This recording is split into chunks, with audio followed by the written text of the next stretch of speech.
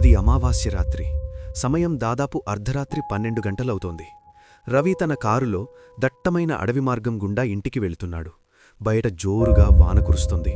ఉరుములు మెరుపులతో ఆకాశం బద్దలవుతున్నట్లుంది.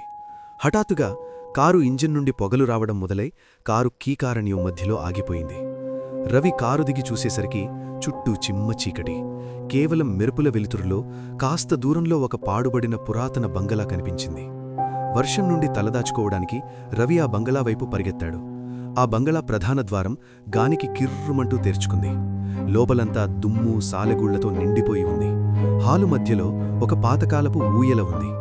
గాలి లేకపోయినా ఆ ఊయల మెల్లగా ఊగుతోంది, కిర్ర్ కిర్ర్ అని శబ్దం చేస్తూ. గోడమీద ఉన్న ఒక పాత పెయింటింగ్లోని మహిళ కళ్ళు రవి ఎటు వెళ్తే అటు తిరుగుతున్నట్లు అనిపించింది. రవి భయంతో వెనక్కి వెళ్దామని అనుకున్నాడు. అంతలోనే మెట్ల మీద నుండి గజ్జెల చప్పుడు వినిపించింది. ఛల్ ఛల్ ఛల్. ఎవరో మెట్ల మీద నుండి కిందకు దిగుతున్న శబ్దం. రవి తన ఫోన్ టార్చ్ లైట్ అటువైపు వేశాడు. అక్కడ ఎవరూ లేరు. కానీ అద్దంలో మాత్రం రవి వెనుక ఒక నల్లటి ఆకారం నిల్చుని ఉంది. దాని కళ్ళు ఎర్రగా మెరుస్తున్నాయి. ఆ ఆకారం రవి చెవి దగ్గరకు వచ్చి, "నువ్విక్కడికి ఎందుకు వచ్చావు?" అని గుసగుసలాడింది.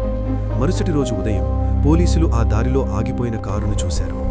కానీ రవి ఆచూకీ ఎక్కడా దొరకలేదు. ఆ బంగళాలో మాత్రం ఆ పాత పెయింటింగ్ పక్కన కొత్తగా రవి పెయింటింగ్ ఒకటి చేరింది. ఆ పెయింటింగ్లో రవి కళ్లల్లో చెప్పలేనంత భయం ఉంది.